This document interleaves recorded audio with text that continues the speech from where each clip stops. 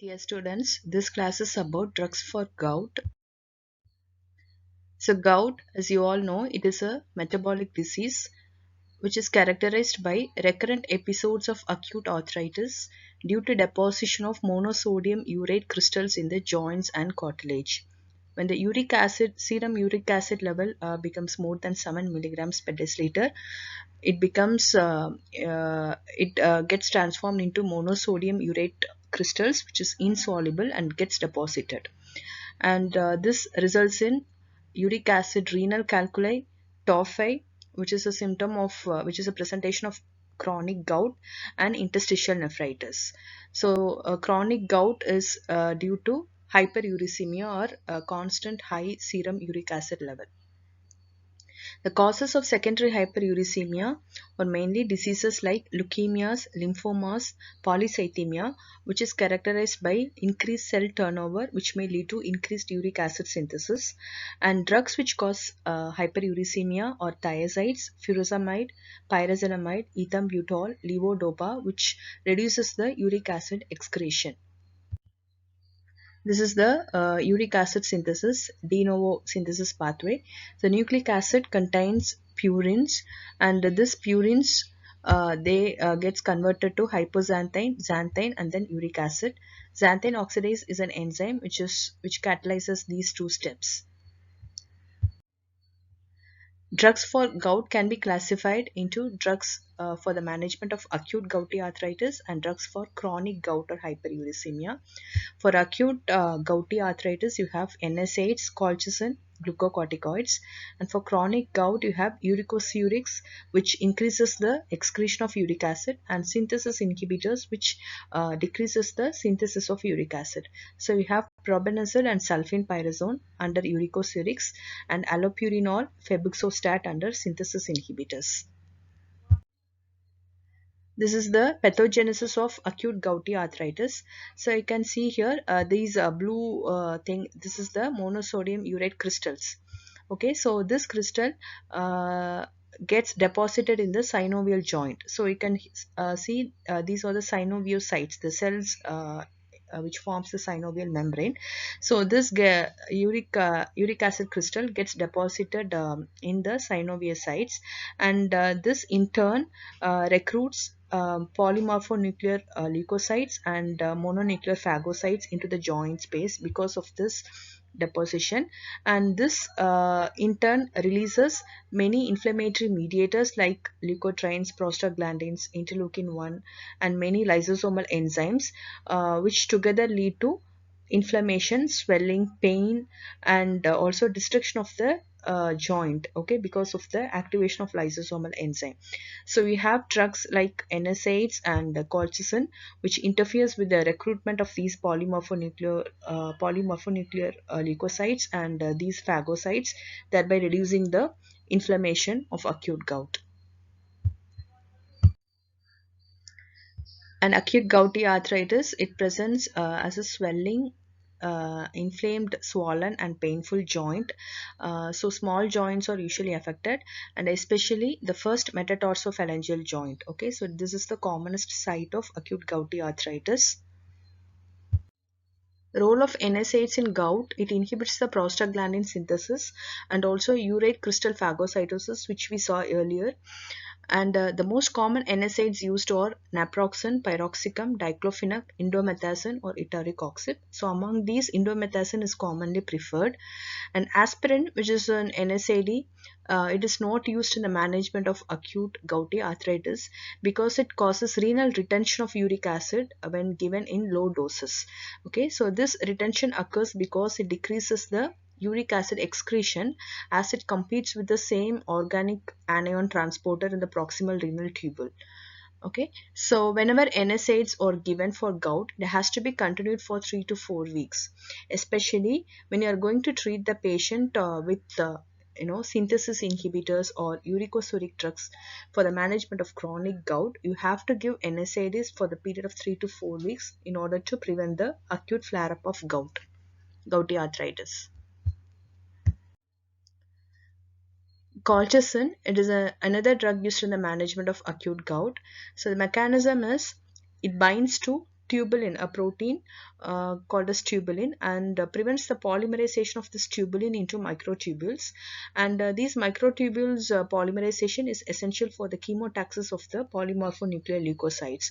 So inhibition of this polymerization, which may lead to inhibition of migration of leukocytes and phagocytosis. This thereby reducing the pain and inflammation in the acute gouty arthritis. Adverse effects or GI intolerance. It may lead to hepatic necrosis, acute renal failure, disseminated intravascular coagulation, and sometimes even seizures. Rarely it causes hair loss, bone marrow depression, peripheral neuritis, myopathy, and in extreme cases it may lead to death because of respiratory muscle paralysis. So these rare severe reactions are seen especially when colchicine is given through intravenous route. So therefore FDA has banned the use of colchicine through intravenous route. So only oral form is available. The next group of drugs used in the management of acute gouty arthritis is glucocorticoids. So when the patient has severe symptomatic gout, so glucocorticoids can be given through intra-articular route, especially soluble glucocorticoids like triamcinolone acetate are used.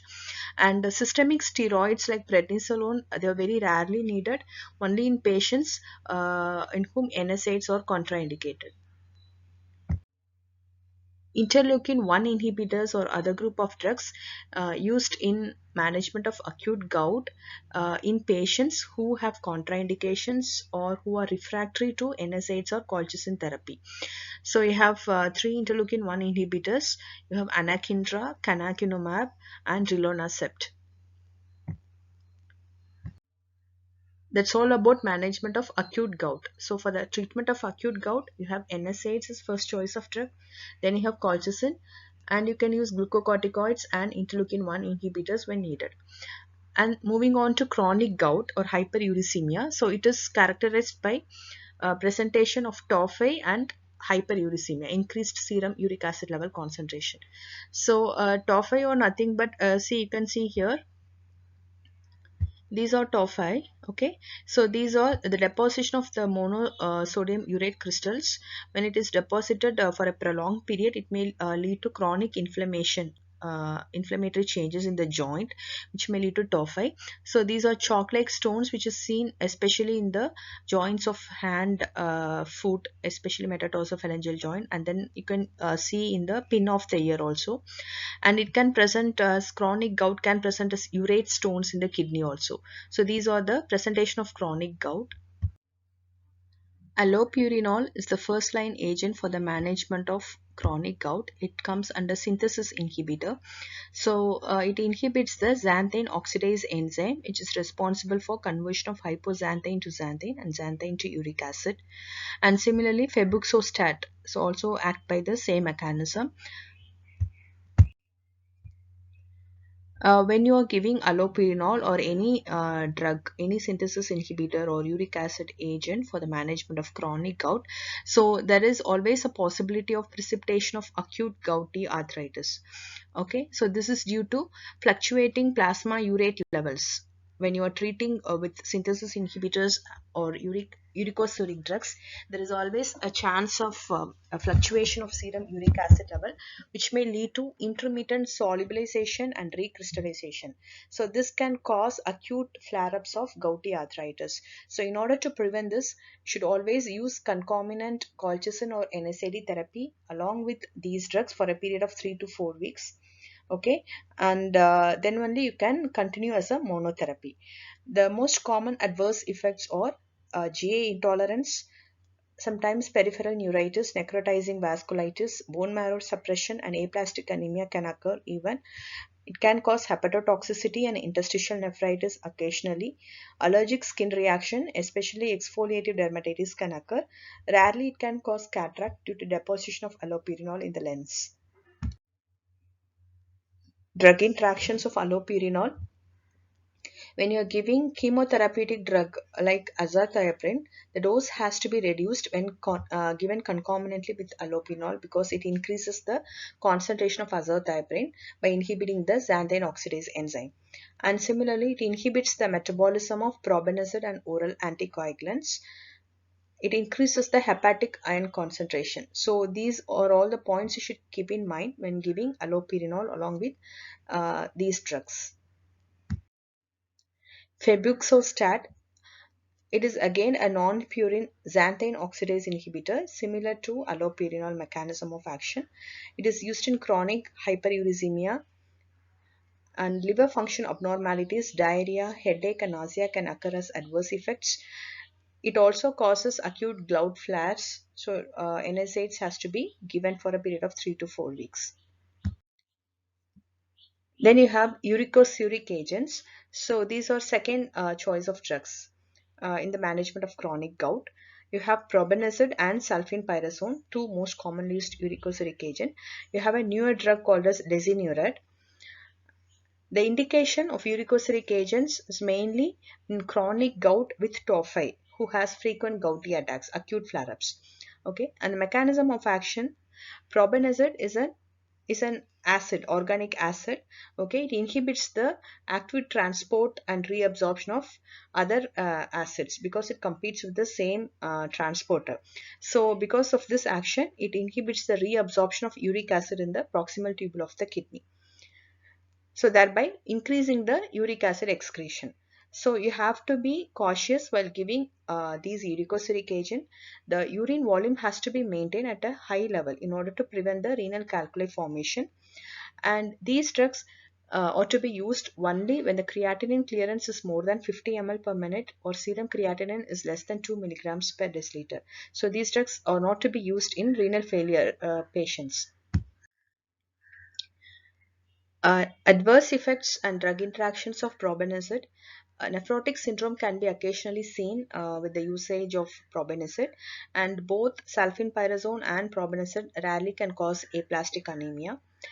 And probenecid, it inhibits the penicillin excretion again by competing with the organic acid transporter, and because of this action, it increases the half-life of penicillin. So it has a synergistic action. And aspirin blocks the uricosuric action of probenecid. Okay, so this was discussed earlier. Aspirin, it blocks the, or it decreases the uric acid excretion. Okay, so thereby it blocks the uricosuric action of probenecid. The next drug is pegloticase. So it is a recombinant mammalian uricase enzyme. So this uricase enzyme, it is not present in human, but it is present in some other mammals. And this enzyme, it converts uric acid into more soluble allantoin, thereby preventing the deposition of these insoluble urate crystals. Okay, and this peg or polyethylene glycol, it is added to this recombinant enzyme in order to increase the half-life. So the same the limitations of acute gout flare-ups can occur with this drug as well.